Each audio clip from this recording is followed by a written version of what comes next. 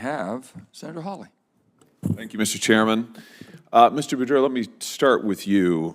Are you aware that there is currently a strike going on nationwide by auto workers in this country? I'm aware of the auto workers strike. Yes. So I just returned from my home state of Missouri. We're in Wentzville, Missouri. That's right outside St. Louis. About 4,000 workers are striking. I was on the picket line with them on Monday, talking to them about their concerns, what it is they hope for their future. I talked to folks who were as young as 20 and had been there for a couple of months, and folks who had been there for 40 years and were nearing retirement. And what is they're worried about the future of their jobs. You know, the younger workers, is there going to be auto working jobs in this country after this administration finishes forcing the auto industry into an electric vehicle production that is made predominantly overseas? I'm sure you know where most electric vehicles are made in the world. It is an enormous priority for the administration, part of the reason why the president himself joined auto workers in the strike to where are 54% of electric vehicles made globally? The entire point of where are 54% of electric vehicles made globally? The whole point is... No, I'm asking you a question. Where are 54% of electric vehicles made globally? I don't. You don't know? I don't know about that number. I know that the answer is China. Where is the critical? Wait, hold on a minute. Hold on a minute. Where is 73% of cobalt refining? Where does it take place globally? Overseas. Where specifically? Probably China. Yeah, China.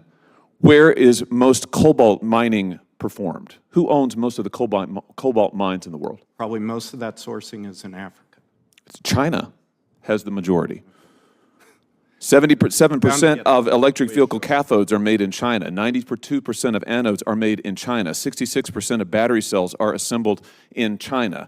The New York Times recently did a report on this. The New York Times, not a notably right-wing publication, that said, can the world make an electric car battery without China? Their conclusion, the only winner so far is China. My question is, why would we want to make our auto industry dependent on supply chains in China? Why is that a good idea? We don't. Then why are you doing it? The entire point of this conversation, the entire point of this hearing, is to domesticate and make more reliable the sourcing of the materials to support. Then why are you shutting down critical mining in the United States? We're not. You are. Why did you close the Twin Metals mine in this country earlier this year? 225,000 acres in Minnesota, which mines critical minerals like copper, nickel, cobalt. Again, the entire point of this conversation is to do mining in a responsible way that also reconciles with... In a responsible way? First of all, answer my question. Why did you close the Twin Metals mine? Because of the threat to the boundary waters, which is one of the largest economic drivers in Minnesota. So you think that we shouldn't have critical supply chains in the United States, jobs, good-paying jobs with labor protections in the United States? Not at the expense of one of the richest fisheries in the United States and the world, such as in Alaska and the Pebble Mine. Not at the Twin Metals mine isn't in Alaska. It's in Minnesota. It's 225,000 acres in Minnesota.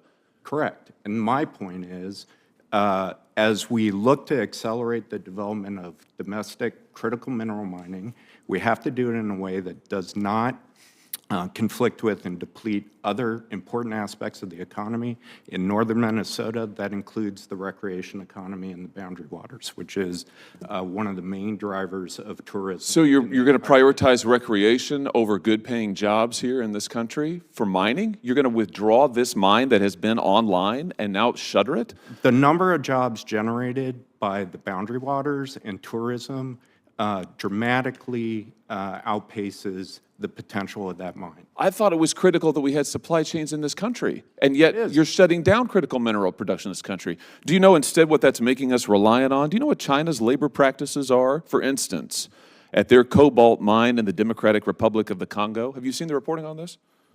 You'll get no argument for me that domestic sourcing... They use child labor is the answer to my question. Child labor. In harrowing conditions. And also religious China minorities. uses Uyghur labor, slave labor. Yes, they do. And yet, You are making us dependent on imports from the Democratic Republic of the Congo, controlled by China, from Chinese-controlled and owned mines all across the world. You're shutting down our mines here in the United States. Well, we disagree about all of that. Would you support, well, facts are facts, and sometimes they're tough. But what's going to be really tough is when we don't have any auto jobs left in this country because you've shipped them all overseas, when we can't mine anything in this country because you're shutting it all down. And we all know why. It's in pursuit of your radical environmentalist agenda. That's the real answer Senator, here. your time is up. Let me just say this, Senator, that first of all, the Twin Metals project has never operated. It's never been operational. You know, Senator, with due respect, I've sat here and listened to my colleagues who went 2 and 3 minutes over. So I've been very patient. I think I'm the last person to question. Maybe it's Senator Lee. Senator Lee's waiting for you. Okay. Well, You I'd be want happy second to. round? That'd be Second fine. round? I'll sit here. I'm happy to do it. I'm We're sure not you'll here- give me some time. We're not here to berate. We're basically here to try to get information how to do it. We've passed legislation, which I don't think you voted for, that give us more dependency as far as, Senator, I'm here to ask questions and to get answers. well, you're here to, it's demagoguery. I mean, you're basically attacking every witness we have. You always have. I'm sorry, we just disagree, okay? Mr. Boudreaux, let's come back to the question of the Congo that we were talking about. So if you are opposed to the child labor practices of China in the Congo, will you support the legislation introduced by some of our colleagues in the House that would prohibit all imports of cobalt mined using child or forced labor? I'm sorry, I'm not familiar with that legislation. Senator Boudreaux, if you could put your microphone so we could just put it over towards you, because I think, there you go, like that. Okay. I'm not familiar with that legislation. I do agree with you that those types of practices are practices that we need to eliminate from our sourcing of critical minerals. So you would support a prohibition, you would support a ban on imports in principle of any of these critical minerals that have been mined using child labor?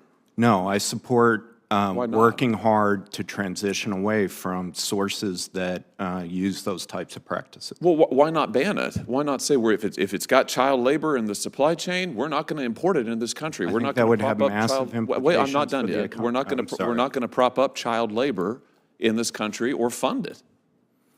I think an abrupt ban would, again, I haven't studied this issue. One of the questions I would ask in connection with a ban like that would be what the impacts, including economic disruption, of such a ban would be. Well, the impact would make slave labor and child labor extremely expensive. It would make American labor a lot more attractive. That's what it would do. It would incentivize jobs with labor protections in this country. Shouldn't we want that? Again, I haven't reviewed that legislation. I don't know what the impacts of it would be. I agree with you that getting reliable sourcing that does not associate with those types of practices should be the goal of the United States. But you can't agree that we should ban it. Again, I haven't studied the legislation. It's hard for me. Well, to then answer what, that I guess, question. let me just ask you a broader question. What steps are you taking to decouple American mineral production from slave labor then? Slave labor is completely illegal in the United States, has been since the 19th century. And so the domestic sourcing in the United States is preferable over activities like you're describing in the Congo. But yeah, obviously. But we are reliant, as you and I talked about in our first round of questioning, we are heavily reliant on supply chains that is shot through with slave labor and child labor in China, in the Congo, elsewhere. So my question is, what are you doing to decouple us from those supply chains? You won't support a ban on child labor, so what do you propose then? This was the purpose of the interagency working group that I chaired. This is the entire thrust of the report that we issued earlier this month, is how do we increase the reliable sourcing of these materials.